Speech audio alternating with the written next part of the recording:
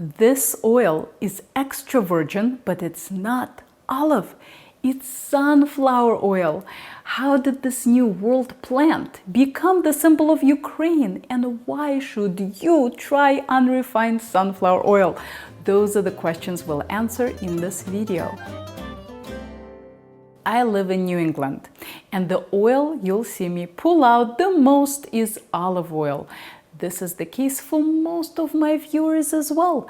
Whether you live in England or Denmark or Canada, these days it seems like everyone is cooking with olive oil. But have you ever wondered what Northern Europe cooked with before the days of modern transportation? I promise it was not olive oil. Back then, food was local whether you liked it or not. It was worth transporting spices from the Orient because they were relatively light, but transporting oil from the Mediterranean? No way. Most of Northern Europe cooked with lard or other animal fats like chicken fat or beef fat or duck fat or butter.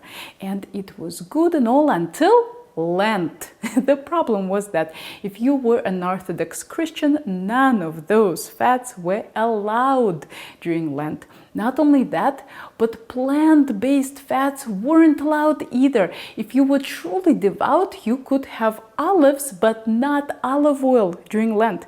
One of the reasons for this abstinence might be that long ago olive oil was stored in sheep skins and then the tradition stuck, but I am in no way an expert on Orthodox Christianity, so don't quote me on that. That's just what the internet said. Sometimes in the 18th century, the sunflower made it to Eastern Europe and people quickly figured out that they could press it to make oil. It was such an exotic ingredient that it wasn't on the list of the forbidden ingredients during Lent. As you can imagine, cooking with no fat was no picnic. So when a fat approved by the church for use during Lent entered the market, it went viral. Once the Eastern Orthodox cooks tried this oil, they loved it so much that they started using it year-round, not only during Lent. I grew up with sunflower oil the way Mediterranean people grow up with olive oil. It never occurred to me that this culinary trend only started in the 18th century. We'll skip a few hundred years to the first half of the 20th century, when the Soviet scientists found a way to breed a sunflower with an insanely high oil production. This made the sunflower oil much more affordable, and that's how Russia and Ukraine became the leading exporters of sunflower oil all over the world. Most of the oil that's exported is refined. It's completely tasteless, just like canola, and works well for high heat applications. You can go into most supermarkets in America and find this type of sunflower oil. It's nothing to write home about. But unrefined sunflower oil is a whole different story. It's the equivalent of extra virgin olive oil. It has a rich amber color and absolutely intoxicating aroma. It smells toasty and nutty, like the platonic ideal of the sunflower. In many Eastern European countries, sunflower oil is the default oil for salads. As a kid, I was not a huge fan of it.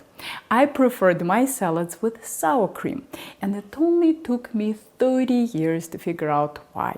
Sour cream has acidity.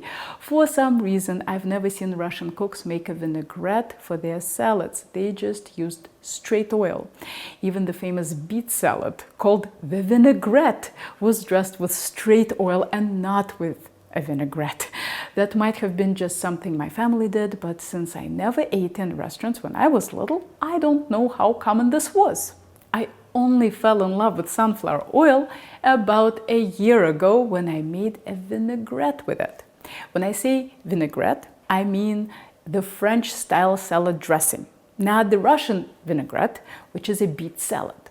And let me tell you, it tastes incredible when combined with lemon juice, Dijon mustard, and salt. Since I learned to cook in the US, olive oil has been my default oil. For cooking, I use generic brand olive oil from Whole Foods, stuff like this. It works great for roasting veggies, caramelizing onions, and is perfectly fine for salad dressings. Not outstanding, but serviceable. For many years, I've been trying to find an olive oil that was worth the splurge for salads. Every time I find one, it seems to disappear from our stores. The special olive oils I have tried cost me 15 to 20 per liter and are rarely better than Whole Foods generic brand. It seems that the more I pay for an olive oil, the more peppery it gets. Personally, I don't like that throat-burning sensation. I like my olive oil fruity and buttery. At some point, I got tired of paying $20 per liter for olive oil that didn't make me any happier than the generic brand from Whole Foods, and I bought some unrefined sunflower oil from my local Eastern European store that cost me $10 a liter. What a revelation! So aromatic and delicious. And what surprised me was its ability to emulsify. It produces a really fantastic vinaigrette that goes well with any salad.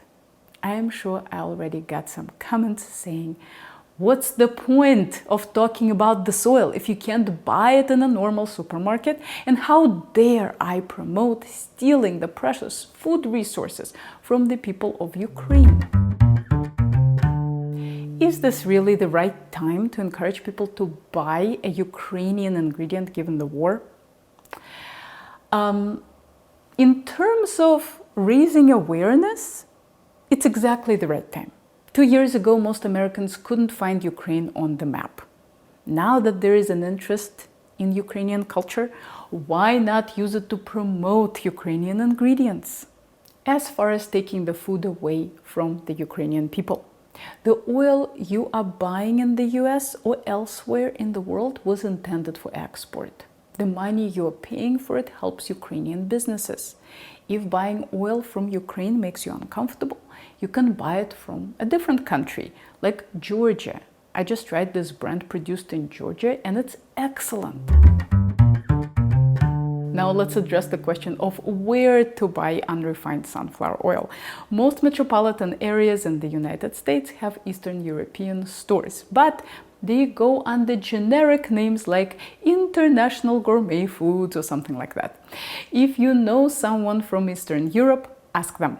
If you don't, ask around on social media or Google for Russian store city name or Ukrainian store city name.